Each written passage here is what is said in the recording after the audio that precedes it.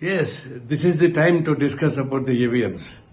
Throughout the world, 122 countries, there is no EVM system, including the leading countries. All countries are banned of the EVMs, and they are going for the paper ballot, including America, Japan, everything.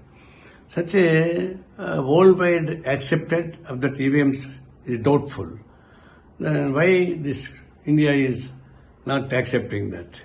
Now this is time. All democratic progressive elements put together and see that this momentum should be developed throughout India about the EVMs. And the next elections, EVM should not be here.